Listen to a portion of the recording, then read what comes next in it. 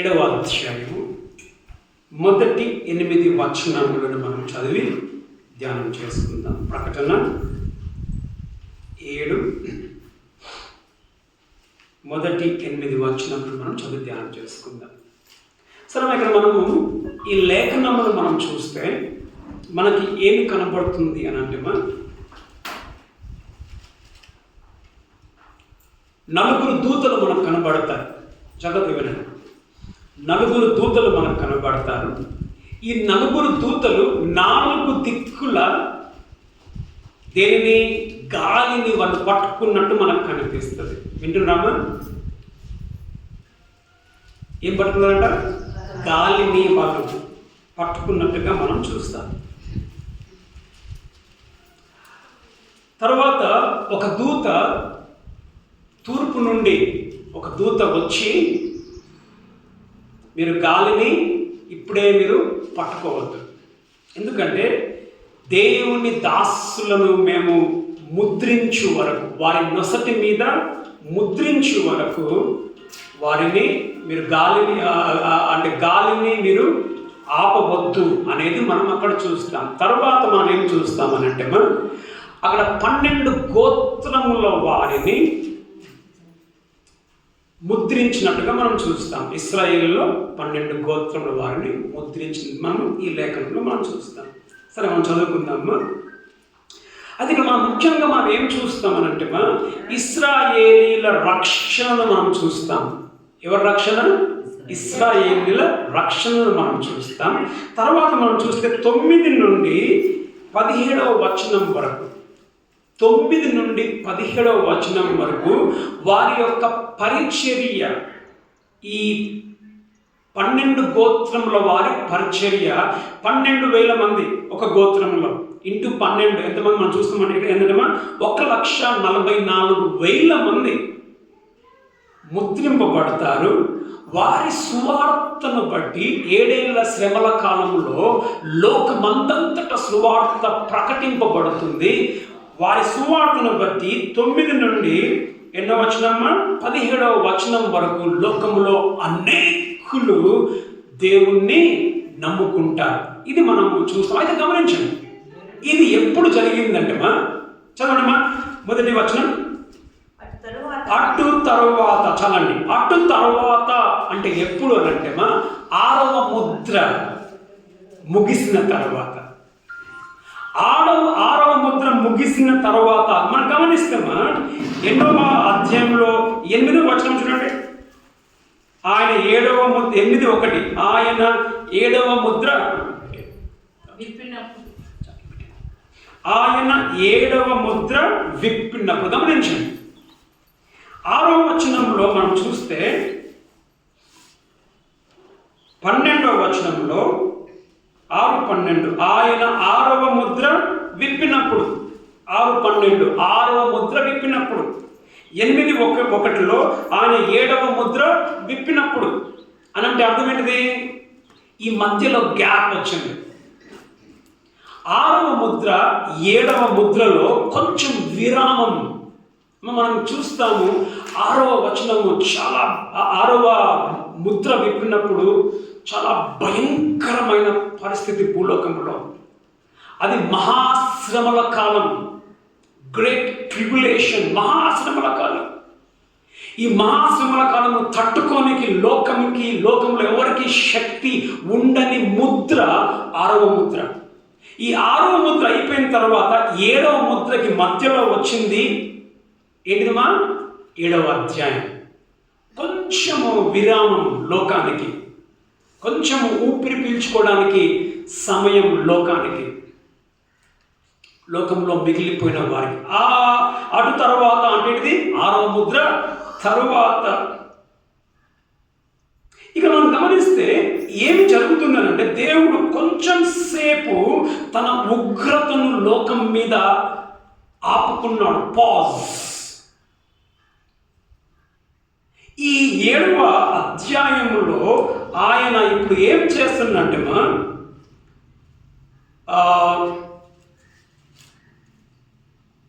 శ్రమల కాలంలో రక్షింపబడే వారిని ఆయన కాపాడుతాడు. ఎక్కడమ్మా? ఈ 7వ అధ్యాయంలో ఈ ఎంతమంది 1,44,000 మందిని కాపాడుతాడు. ఇది మనం చూస్తాం. ఓకేమా? అటు తర్వాత మనం చూస్తాం. చదవండి. అటు తర్వాత భూమి యొక్క 4 దిక్కులలో 4 దేవతలు నిలిచి ఉంది. ఓకే, భూమి యొక్క 4 దిశలలో 4 దేవతలు నిలిచి ఉండి ఏం చేస్తున్నానంట? భూమి మీద నైనను సముద్రం మీద నైనను ఏ చెట్టు మీద నైనను గాలి వీచకుండునట్లు భూమి యొక్క 4 దిక్కుల వాయువులను పట్టుకొని ఉండగా చూచితిని. ఏం పట్టుకున్నాడంట? 4 దూతలు. గమనించండి, 4 దూతలు 4 దిక్కుల 4 గాలులను ఏం చేస్తారంట? పట్టుకొని ఉండగా చూచితిని. గాలి అంటే గాలి పట్టుకున్నప్పుడు అర్థమేంటిది? గాలి నీ పట్టుకుంటే ఏమవుతుందమ్మా? గాలి ఆగిపోతే. గాలి ఆగిపోతే ఏమవుతుంది? శ్వాస ఆడదు, ఆక్సిజన్ అందక చాలా మంది చచ్చిపోతారు. ఇప్పుడు ఈ 4 దూతలు గమనించండి. ఇక్కడ మనం గమనిస్తే ఈ 6వ ముద్రను మనం విప్పినప్పుడు మనం చూస్తే అందులో ఒక మాట ఏమన్నది? గొర్రెపిల్ల యొక్క మహాదినం వచ్చిన చివరి భాగంలో గొర్రెపిల్ల యొక్క మహాదినం వచ్చను, దానికి తాళ జాలిన వాడు ఎవడు నిలవగలడు? గొర్రెపిల్ల యొక్క మహా ఉగ్రత దినమందు మనం గమనిస్తే ఎవరు నిలవగలరు అంటే ఎవరు నిల్చొని కాదు. గొర్రెపిల్ల ఉగ్రత దినమున ఎవరు నిల్చొనికైతే తెలుసామా? ఈ 7వ అధ్యాయంలో ఉన్న ఈ 1,44,000 మంది, తర్వాత ఈ 7వ అధ్యాయంలో 9 వచనం నుండి అనేకులు ప్రభువును నమ్ముతారు. వారు మాత్రమే నిలిచి ఉంటారు. అయితే మనం గమనిస్తున్నాం 4 దూతలు 4 దిక్కుల 4 గాలులను ఏం చేస్తున్నట? పట్టుకున్నారు. అంటే అర్థం ఏంటిదమ్మా? 4 దిక్కులు అంటే తూర్పు, పడమర, ఉత్తర, దక్షిణ, ఈస్ట్, వెస్ట్, నార్త్, సౌత్.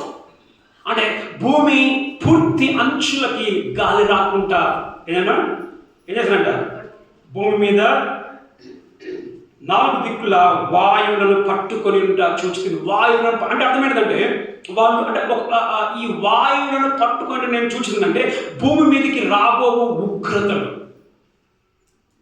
ఇంకా ముందు రాబోయే ఉగ్రతలు ఎప్పుడు వస్తాయి ఉగ్రతలు? ఇది అయిపోయినాక 7వ ముద్ర, దాని తర్వాత 7 బూరలు, దాని తర్వాత 7 బోలములు లేక పాత్రలను మనము చూస్తాం. అదమ్మా, ఈ దూతలకు ప్రకృతి మీద చూడండి, ఇక్కడ వీళ్ళకి దేని మీద అధికారం ఉందిమా? ఈ దూతలకు దేని మీద అధికారం ఉంది?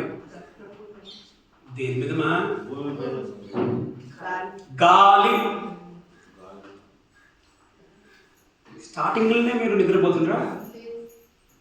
ఈ 4 దూతలకు గాలి మీద అధికారం. గమనించండమ్మా, 14-18 చూడండి. 14-18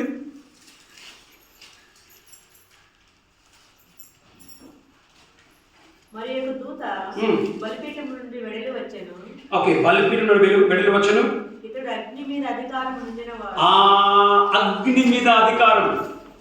వీళ్ళకి దేని మీద అధికారం ఉంది? గాలి మీద అధికారం. అక్కడ అగ్ని మీద అధికారం. చదవండి, 16లో 4 నీళ్ల మీద అధికారం మనం చూస్తాం. 3వ దూత తన పాత్రను నదులలోన జలధారలలోను కుమ్మరింపగా అది రక్తమాయెను. 16లో 4 ఓకే, నీళ్ళు కదా. నీళ్ళు అంటే నీళ్ళ మీద అధికారం ఉంది. ఇక్కడ వీళ్ళకి దేని మీద అధికారం ఉందిమా? వాయువుని, గాలిని ఆపడానికి. ఒక విధంగా మనం గమనిస్తేమా, ఈ గాలి అనేక సందర్భాలు మన బైబిల్లో కొన్నిసార్లు దేవుని యొక్క తీర్పుకు కూడా గుర్తుగా ఉంది. గాలి దేవుని తీర్పుకు గుర్తుగా ఉంది. చదవమ్మా, ఇర్మియా గ్రంథము 49:36. ఇర్మియా 49:36. ఇర్మియా 49:36.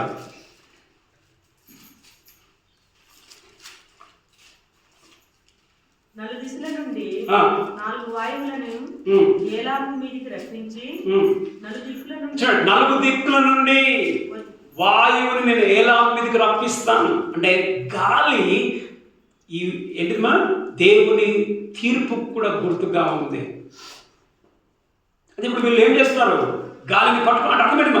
గాలిని పట్టుకున్నారనంటే గాలిని వాళ్ళు ఒక విధంగా ఆపడానికి వాళ్ళు రెడీగా ఉన్నారు. అంటే రాబో ఉగ్రతలను వారు వదలడానికి వాళ్ళు రెడీగా ఉంటూ ఉన్నారు. ఇప్పుడు జరిగింది ఏంటిది? 2వ వచనం చదువు. 2. మరియు సజీవుడగు దేవుని ముద్ర గల, గమనించండి, సజీవుడగు దేవుని ముద్ర గల. సజీవుడగు దేవుని ముద్ర. మనం పూజించే దేవుడు ఏ దేవుడు అండి? ఎవరుమా? నువ్వు పూజించే దేవుడు ఎవరుమా? సజీవుడైన దేవుడైన. మన దినంలో నేను ఒక ఊరికి పోయాను. ఊరికి పోయినప్పుడు వాళ్ళకి సువార్తను చెప్తూ ఉన్నప్పుడు ఆ తల్లి అంటా ఉంది, సార్ మేము ఇక చర్చకు వస్తే మా దేవుళ్ళని వదిలేమన్నా? వింటున్నామా? మేము చర్చకు వస్తే మా దేవుల్ని, మా ఇంటి దేవుళ్ళని వదిలేయాలన్నా?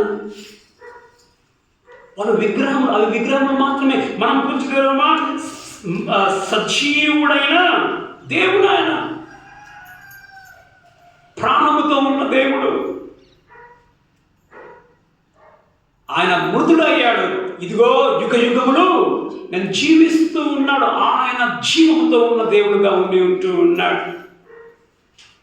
సజీవుడైన దేవుని ముద్ర గల వేరొక దూత వచ్చింది. ఇప్పుడు ఈ 4 దూతలతో చెప్పడానికి వేరొక దూత. సూర్యోదయ దిశ అంటే ఇక్కడ తూర్పు నుండి దిశ నుండి చూచితిని భూమికి సముద్రమును హాని కలుగజేయుటకై అధికారము పొందిన ఆ నలుగురు దూతలతో, భూమికి హాని కలుగజేయుటకై అధికారము కలిగి ఉన్న ఆ 4 దూతలతో ఈ దూత మేము మా దేవుని దాసులను, గమనించండి, మేము మా దేవుని దాసులను వారి నొసళ్ళ యందు ముద్రించు వరకు భూమికైనను సముద్రముకైనను చెట్లకైనను హాని చేయవద్దు. ఎప్పటి వరకు హాని చేయదమ్మా? తన దాసులను వారి నొసటి మీద స్టాంప్ ముద్ర వేసే వరకు హాని చేయొద్దు. అర్థమైనది. ఈ 6వ ముద్ర నుండి 7వ ముద్ర వరకు కొంచెం రిలాక్స్ జనాలకి.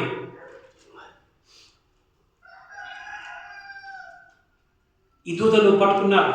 దూతలతో ఏమంటున్నాడు? ఇంకో దూత ఏమంటున్నాడు? మీరు హాని చేయొద్దు. ముద్ర వేసే వరకు ఏం జరగద్దు? 7వ ముద్ర విప్పొద్దు. భూమి మీదకి ఏమి దేవుని యొక్క ఉగ్రత ఇంకా ముందుకు సాగడానికి కొంచెము విరామము మనం చూస్తూ ఉన్నాం. అది మనం గమనిస్తామా? ఇక్కడ ఏమంటామా? 3వ వచనంలో ఏమంటున్నాడు? దేవుని చూడండి, ముద్ర ఉంది ఈ దూత దగ్గర. ఈ దూత ఏమంటున్నాడు? ఈ దూత మేము మా దేవుని దాసులను వారి నొసళ్ళ మీద ముద్ర వేయు వరకు. ముద్ర మనం బైబిల్లో మనం చూస్తే రాజులు ఆ రోజుల్లో ముద్రలు వేసేవారు. ఎట్లా ముద్ర వేసేవారు? ఉంగరముతో. ఉంగరముని దేంట్లో ఇది కోవత్తు ఉంటుంది కదా, క్యాండిల్, దాంట్లో వాళ్ళు సీల్ వేస్తారు. దాంతో ఇప్పుడు మనం చూస్తాం పోస్ట్ ఆఫీస్లో వాళ్ళు ముద్ర లక్క. ఈ అది సీల్ దేనికి గుర్తు? సీల్ ఇది భద్రతకు గుర్తు. ఇది స్వచ్ఛమైనది. అంటే ఇది ఏంటిది? ఖరాబ్ అయింది కాదు. ఇప్పుడు సీల్ పోతే ఏమైనా, సీల్ తెగిపోతే ఏమనుకున్నాం? ఇదేమో పొరపాటు జరిగింది అనుకున్నామా లేదా? సో ఇది కల్తీ లేనిది, సరి అయినది. తర్వాత ఏంటిది? సీల్ వేస్తే జరిగేది ఏంటి తెలుసా? ఇది భద్రముగా ఉంటుంది, భద్రముగా ఉంటుంది. అదమ్మా అమ్మా అంటే అది ఓనర్షిప్ చూపిస్తుంది, నాది అనేది. అయితే ఈ ముద్ర ఏమిటి? 14:1 చదవమ్మా. ముద్ర ఏమిటి? మరియు నేను చూడగా ఇదిగో ఆ గొర్రె పిల్ల సీయోను పర్వతము మీద నిలవబడి ఉండెను. ఓకే. ఆయన నామమున ఆయన తండ్రి నామమును నొసళ్ళ యందు చూడండి, ఆయన నామము ఆయన తండ్రి నామము నొసళ్ళ మీద లిఖింపబడి ఉన్న. లిఖింపచాలండి. ఏం ముద్రమా అమ్మా? ఏం ముద్ర? ఆయన నామము ఆయన తండ్రి నామము వారి నొసటి మీద ఏంటంటమా? ముద్ర. మేము ముద్ర వేయ వరకు గమనించండి మా. ముద్ర వేయ వరకు ఎందుకు ముద్ర వేయాలి? ముద్ర వేస్తూ ఉన్నాడు. గమనిస్తే యేసు ప్రభు భూలోకంలోనికి వచ్చినప్పుడు ఎవరి కొరకు వచ్చాడు? మన బైబిల్లో చూస్తాం, ఆయన తన స్వకీయుల యొద్దకు వచ్చెను కానీ ఆయన స్వకీయులు ఆయనను అంగీకరించలేదు. యోహాను 1వ అధ్యాయంలో మనం చూస్తాం. స్వకీయులు ఎవరు? ఇశ్రాయేలీయులు. రక్షణ ఇశ్రాయేలు నుండి వచ్చింది. యేసు ప్రభు ఇశ్రాయేలు నుండి వచ్చాడు. యేసు ప్రభు లోకంలోనికి వచ్చిన అప్పుడు ఏమైందమ్మా? ఆయన స్వకీయులు ఏం చేశారు? అంగీకరించారనే? అంగీకరించలే. ఏమన్నారు? దయ్యములు పట్టిన వాడు అన్నారు యేసు ప్రభుని. తర్వాత పిలాతు దగ్గరికి పోయినప్పుడు, శిలువ వేసేటప్పుడు పిలాతు ఏమంటాడు? నేను వదిలిపెడతా అంటే బాల్యమంటాడు, చంపాలి అంటాడు. పిలాతు ఏం చేస్తాడు? నీళ్లు తీసుకొని ఈయన రక్తమును గురించి నేను నిరపరాధి అని చేతులు కడుక్కుంటుంటే ఇశ్రాయేలు వారు ఏం చేస్తారు? చదువుతుంది, చదువుకోండి. మొత్తం 24 నుంచి 25లో ఇశ్రాయేలు వాళ్ళు ఏమన్నారు తెలుసా? ఏమన్నా ఇశ్రాయేలు వారు? ఆయన రక్తము మా మీదను మా పిల్లల మీద పడునుగాక. ఏమన్నారమ్మా? ఏమన్నారు? ఆయన రక్తము మా మీద మా పిల్లల మీద పడునుగాక. మా బైబిల్లో మనం చూస్తాం, యేసు ప్రభు ఇశ్రాయేలు వారిని పక్కకు పెట్టేశారు. ఇప్పటికి మీరు చూడండి, ఇశ్రాయేలు వారు యేసు ప్రభుని నమ్మరు. ఇశ్రాయేలు వారు ఇంకా మెస్సయ్య కొరకు ఎదురు చూస్తూ ఉన్నారు. వారు పాత నిబంధననే నమ్ముతారు. వాళ్ళు ఇంకా యేసు ప్రభుని వారు నమ్మరు. మనం గమనిస్తామా? ఈ సంఘం వాళ్ళు నమ్మలేదు కాబట్టి, ఎవరు నమ్మలేదు? ఇశ్రాయేలు నమ్మలేదు కాబట్టి రక్షణ మనకు వచ్చింది. అదేనమ్మా? అయితే అది దేవుని యొక్క, బాబా మంచి మాట మాట్లాడాడు, అది దేవుని యొక్క ప్రణాళిక. ఎఫెసీ పత్రికలో అంటాడు మిస్టరీ అని అంటాడు. ఒక మర్మం. ఏంటిది మర్మం? సంఘము అనేది మర్మం. సంఘము పాత నిబంధనలో దాచిపెట్టబడింది. సంఘము యేసు ప్రభు రాకతో అది బయలుపరచబడింది. అంటే ఇశ్రాయేల్ దేవుడు కొంచెం సేపు పక్కన పెట్టాడు. వారి యొక్క అంధత్వము, వారి గుడ్డితనము మనకి వెలుగుగా వచ్చింది. చదువుతారమ్మా ఫాస్ట్గా. రోమా 12 ఓకే. రోమా 11 25 27. రోమా 11 25 27. సహోదరులారా, మీ దృష్టికి మీరే బుద్ధిమంతులు. ఎవరితో అంటున్నాడు? మనతో అంటున్నాడు. ఇశ్రాయేలు వారితో కాదు, మనతో అంటున్నాడు. మీకు మీరే బుద్ధిమంతులు అనుకోకండి. ఈ మర్మము మీరు తెలుసుకోవచ్చున్నారు. ఓకే. అదేమనగా అన్యజనుల ప్రవేశము సంపూర్ణము వరకు. గమనించండి. అంటే అర్థం ఏంటిది? చర్చ్, సంఘము అంటే ఏంటిది? మా సంఘములో యూదులు ఉంటారు, గ్రీకులు ఉంటారు, అందరూ ఉంటారు. ఓకే. అన్యజనుల మరణము అన్న అన్యజనుల ప్రవేశము సంపూర్ణము వరకు, అంటే చర్చ్ అనేది పూర్తి అగు వరకు ఇశ్రాయేలునకు కఠిన మనసు కొంత మట్టుకు కలిగేను. కొంత మట్టుకు దేవుడు అనుమతించాడు. ప్రవేశించినప్పుడు విమోచకుడు సియోనులో నుండి వచ్చి యాకోబులో నుండి భక్తిహీనతను తొలగించు. అయితే భక్తిహీనతను తొలగిస్తారు. ఎప్పుడమ్మా? ఈ 7 ఏళ్ల శ్రమల కాలం. గమనించండి, ఈ 7 ఏళ్ల శ్రమల కాలము లోకం మీదకి శ్రమనే, యేసును నమ్మని వారికి శ్రమనే. కానీ ముఖ్యంగా ఇశ్రాయేళ్ల కొరకు 7 ఏళ్ల శ్రమల కాలం. ఎందుకంటే ఈ 7 ఏళ్ల శ్రమల కాలంలో వారు ఆయనను గుర్తిస్తారు. 7 ఏళ్ల శ్రమల కాలంలో ఆయన నమ్ముతాడు వారిని. ఈ 7 ఏళ్ల శ్రమల కాలము ఒక విధముగా ఇశ్రాయేళ్ల కొరకే, వారి రక్షణ కొరకు. గమనించి చదవమ్మా. 30:7 చదవండి. 30:7.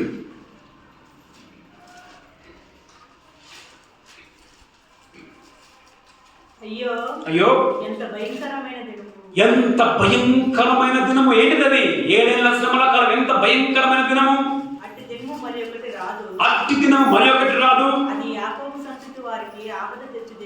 ఆపద. ఎవరికి? మా ఇశ్రాయేలులకు ఆపద తెచ్చు దినము. అయినను అది అర్థమేంటిది? ఈ 7వ అధ్యాయం ఇది యాకోబుకి మహా వేదనకరమైన దినము. కానీ ఇశ్రాయేలు దానిలో నుండి తప్పింపబడ్డారు. అయితే మనం గమనిస్తున్నాం, వీళ్ళు ఏం చేయబడ్డారు? ఇక్కడ ముద్రింపబడ్డారు. ముద్రింపబడి మనం చూస్తున్నాం. మనము కూడా ముద్రింపబడ్డాం. గమనించండి, వారు నొసటి మీద ముద్రింపబడ్డారు, మనము ఆత్మచేత ముద్రింపబడ్డాం. పరిశుద్ధ దేవుడు మనలో ఉన్నాడు, తీసే పని లేదు. కానీ ఎఫెసీ 1:13 చూస్తాం, ఎఫెసీ 4:30 చూస్తాం, మీరు ముద్రింపబడ్డారు. మన మీద ముద్ర ఉంది. మొదటిదిగా వారు ముద్రింపబడ్డారు అంటే అర్థం ఏంటిది? అది వాళ్ళెవరి సొత్తుమా?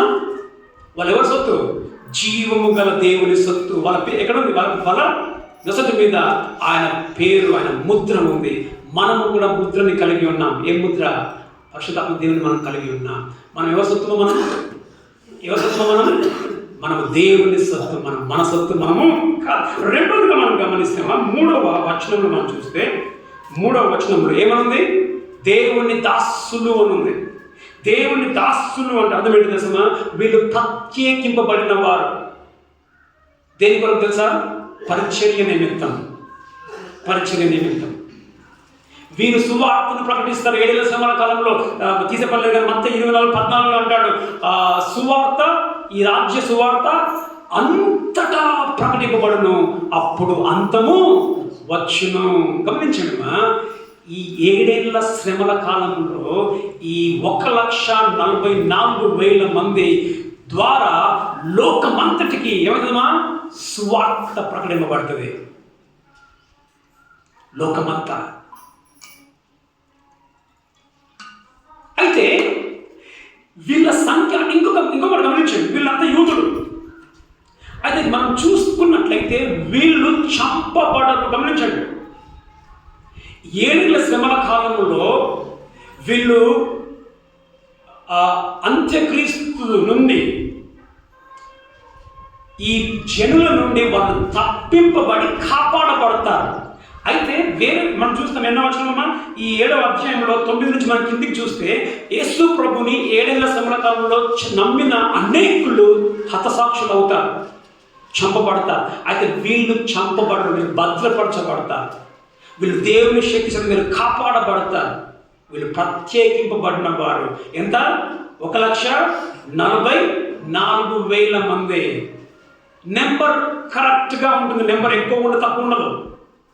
ఎట్లా ఈ నెంబర్ ఎక్కువ తక్కువ కాదంటే, యేసు ప్రభు ఎంతమందిని ఎన్నుకున్నాడు సువార్త కొరకు? 12 లెక్క. తర్వాత మనం చూస్తే ఎన్నో అధ్యాయంలో తీసేపల్లె కానీ లూకా 10:1 ఇంకా ఎంతమంది ఎన్నుకున్నాడు దేవుడు సువార్త కొరకు? 70 మంది. అదొక లెక్క. అక్కడ 12, అక్కడ 70, అట్లనే ఇక్కడ 1,44,000 మంది. ఒక లెక్క సువార్తను ప్రకటించడానికి. వీళ్ళు ఆ మహాశ్రమల కాలంలో వీళ్ళు చంపబడరు. అనేకులు చంపబడతారు ప్రభువుని నమ్ముకున్న వాళ్ళు, కానీ వీళ్ళు చంపబడరు, వీళ్ళు భద్రపరచబడతారు. చదవమ్మా 17వ అధ్యాయం 12-17 చదవండి. 12-17.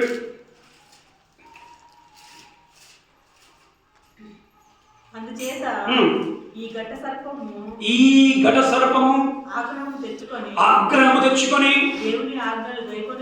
దేవుని ఆజ్ఞలను గైకొనుచు వీళ్ళు సాక్ష్యం చెప్తూ ఉంటారు. సాక్ష్యం ఇచ్చుచు గమనించండి, ఆమె సంతానము ఎవరు తెలుసా? ఈ ఆమె అంటే ఇశ్రాయేలు. ఓకే, ఆమె సంతానంలో శేషించబడిన వారు అంటే ఈ 1,44,000 రెమినెంట్ అంటారు ఇంగ్లీష్లో.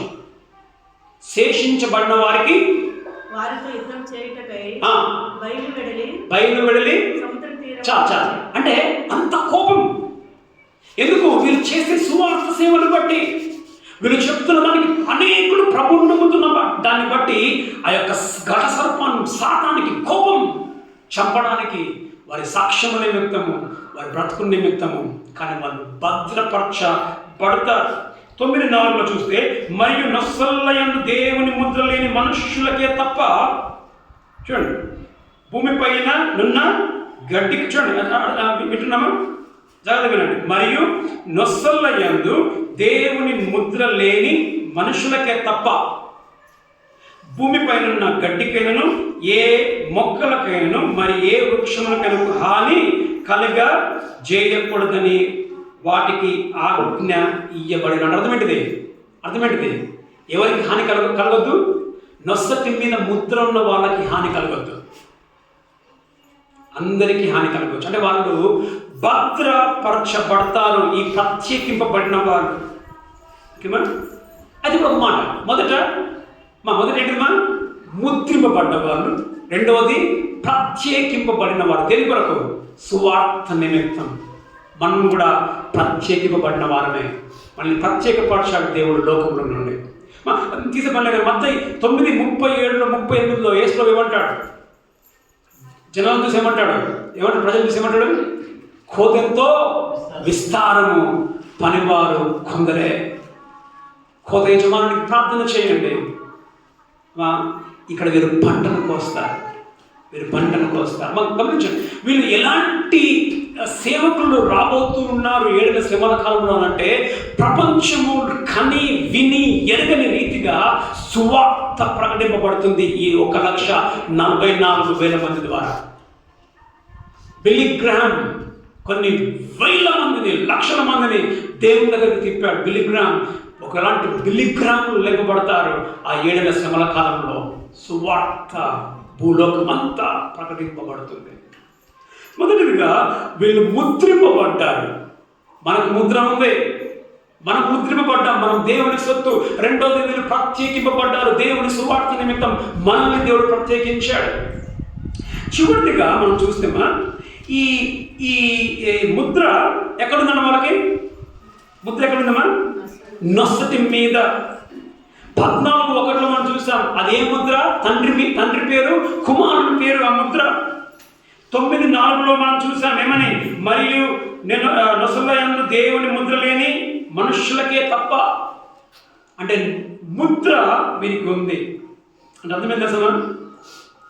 ముద్ర వీళ్ళకు ఉంది. ఇంకొకటి, అంత్యక్రీస్తుకు కూడా, క్రీస్తు విరోధికి కూడా ముద్ర ఉంది. చదవండి 13వ అధ్యాయం 13లో 16-17. 13లో 16-17.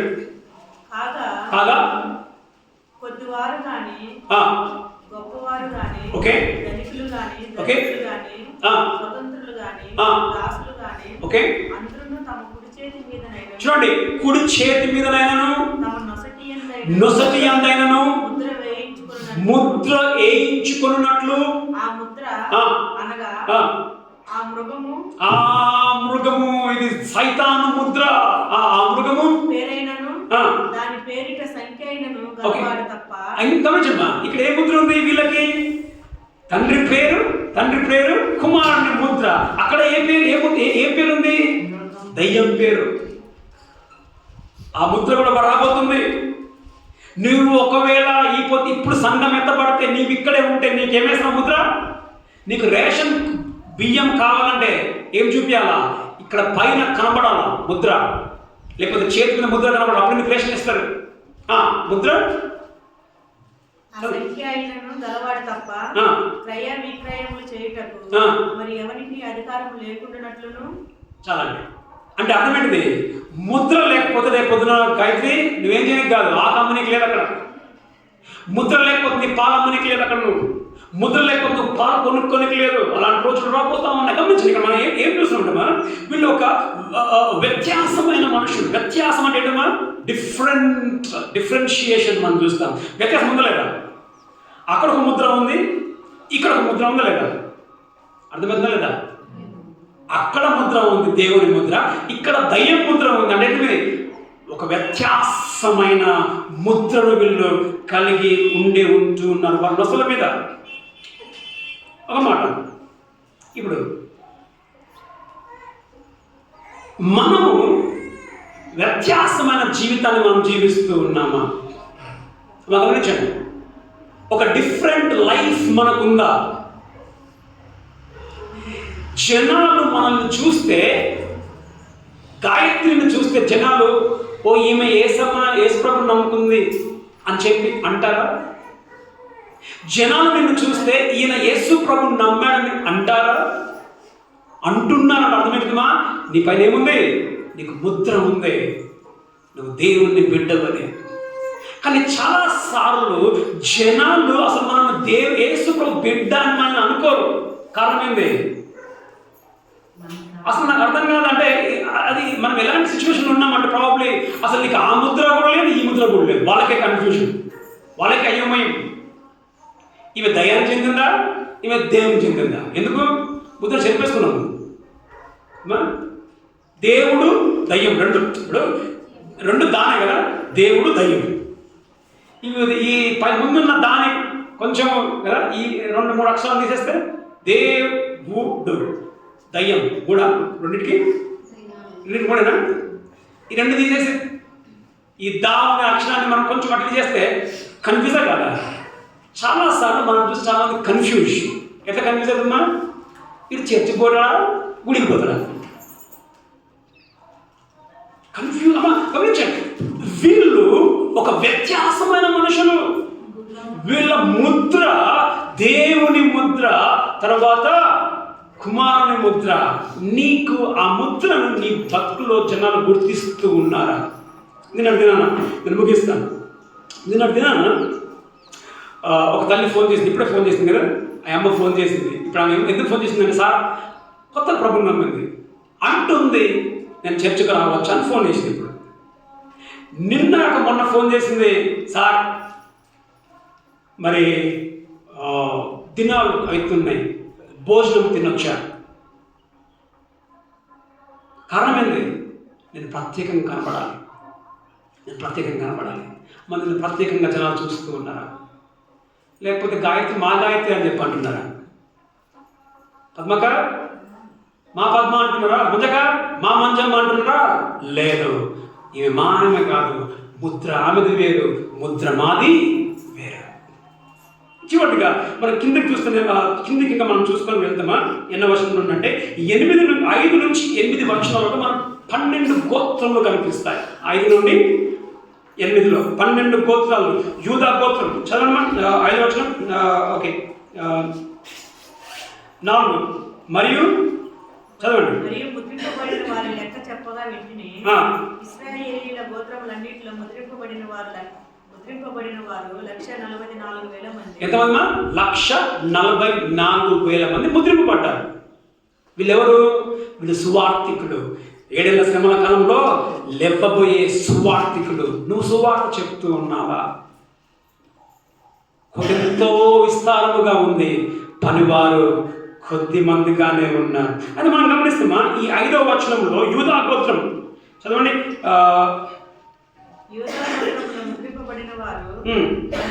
చాలా 12,000 మంది. అట్లనే మనం చూస్తాం, రూబేను గోత్రంలో 12,000, గాదు గోత్రంలో 12,000, ఆషేరు గోత్రంలో 12,000, నఫ్తాలి, మనస్సే, సిమియోను, లేవి, ఇస్సాకారు, జుబులోను, యోసేపు, బెంజమిన్.